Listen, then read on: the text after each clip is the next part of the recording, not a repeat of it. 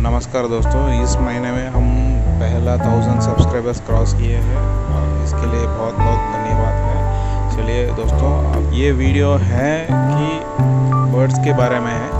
और बर्ड्स में एक प्रॉब्लम होता है जो बर्ड कीपिंग करते हैं, ब्रीडर हो या टेम्ड बर्ड रखने वाला जो हॉबिस्ट हो, उनको एक अचानक प्रॉब्लम आता है कभी कभी कि मेरा जो पक्षी है वो एक्सपायर हो गया है अचानक।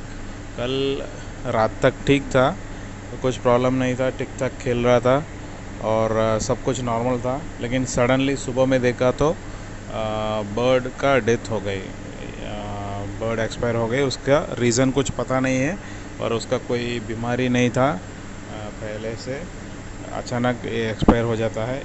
ऐसा कैसे हो सकता है? ऐसा करके आजकल कुछ रिपीटेड क्वेश्चंस आया, तो इसके बारे में ये वीडियो डाला है। बर्ड्स मर जाने का बहुत सारा रीज़न्स रहता है। मैंने यहाँ पे 11 रीज़न्स डाला है। ये सिर्फ अडल्ट बर्ड के लिए है और चिक्स भी मर जाता है सडनली, उसका रीज़न्स आगे देखते हैं। चलिए, इसमें ये जो 11 रीज़न्स मैंने डाला है, इसमें एक एक करके हम लोग डिस्कस करते हैं। सबसे पहला रीज़न है शॉक।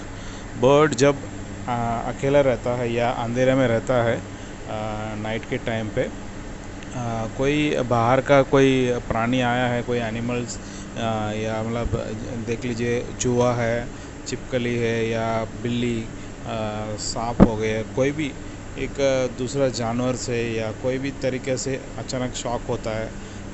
मान लीजिए बिजली भी हुआ, थंडरस्टॉर्म भी हुआ तो भी शॉक हो जाता है। रात के टाइम अंधेरा रहता है और कोई भी मतलब जानवर या कोई पक्षी से डिस्टर्ब होता है या कोई नया इंसान से डिस्टर्ब होता है तो भी शॉक हो जाता है।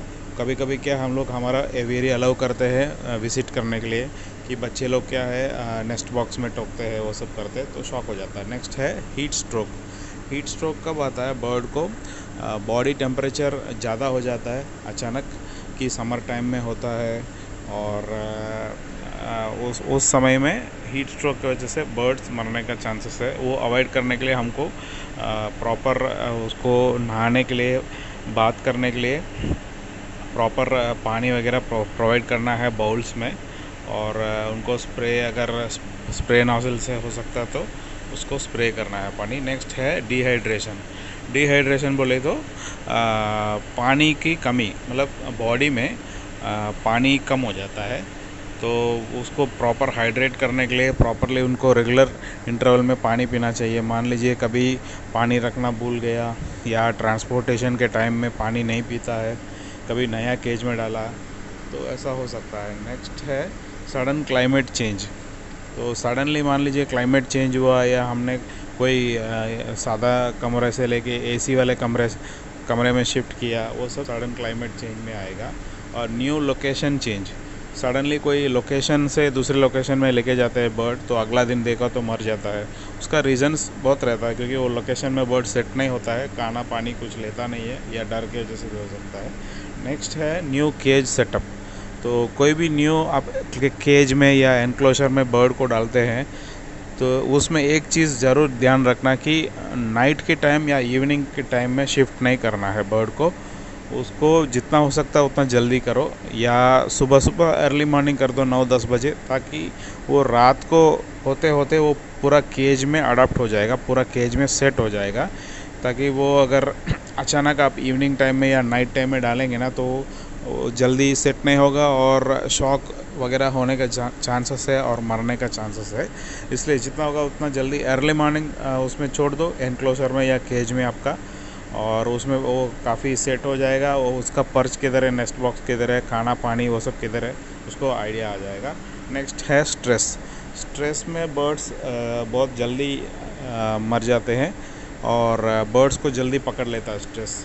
स्ट्रेस क्या होता है? सबसे पहले बर्ड्स जो है, केजड बर्ड्स उड़ता नहीं है ज़्यादा, तो ना उड़ने की वजह से भी स्ट्रेस इनको डेवलप होता है। और स्ट्रेस कैसे डेवलप होता है, और ये क्या है, नेचुरल हैबिटेट में नहीं रहता है पैरट, और उनको बाइट करने का और छू करने का कुछ वुडन पीसेस वगैरह रखना चाहिए।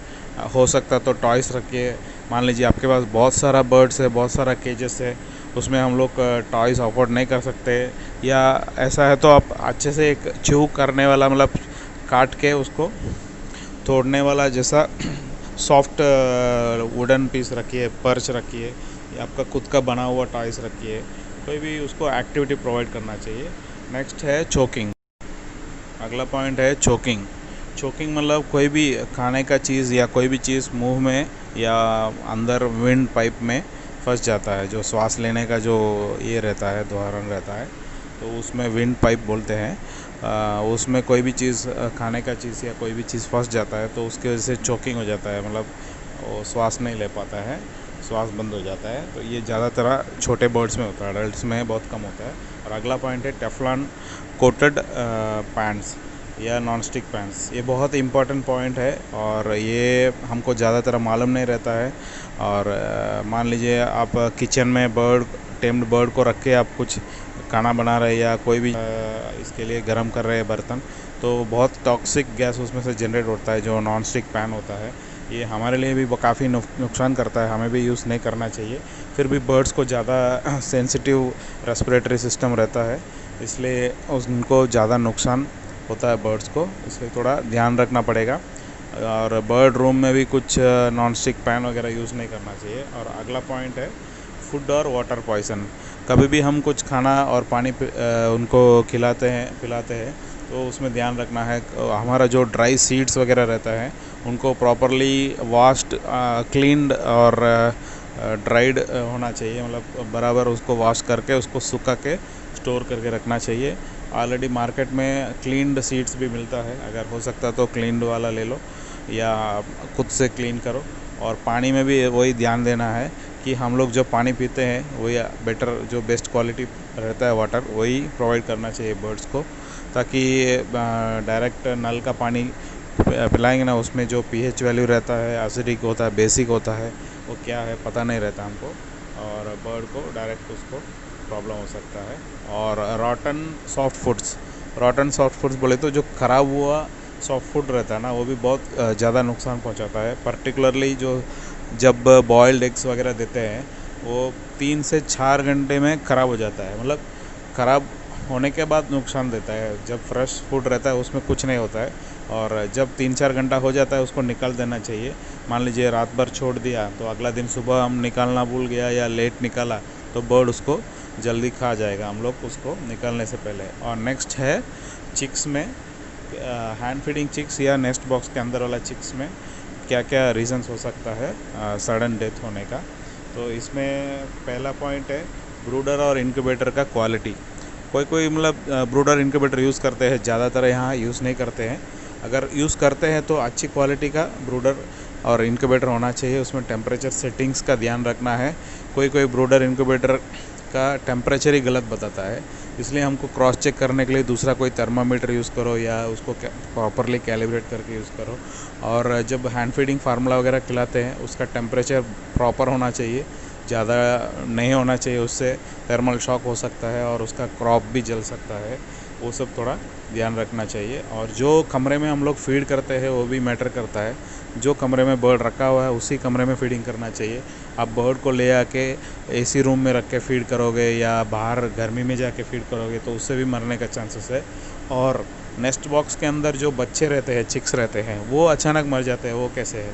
उसका 2 ही रीज़न है यहाँ पे, जो रीज़न आया है समर टाइम में जब ब्रीडिंग करते हैं वो है, और कभी कभी बर्ड क्या होता है अंदर नेस्ट बॉक्स के अंदर कुछ नेस्टिंग मटेरियल या कुछ खा जाता है, वो है मेन रीज़न। से ये 2 ही रहता है। और बर्ड कीपिंग करना इतना आसान नहीं है, देखने से थोड़ा आसान लगेगा और हमारा बजट के हिसाब से कोई ना कोई बर्ड तो मिल ही जाएगा, लेकिन बर्ड पालना एक लाइफ टाइम कमिटमेंट रहेगा। बर्ड का लाइफ टाइम तक हमको उसको संभालना पड़ेगा, इसलिए थोड़ा ये सब ध्यान से करो।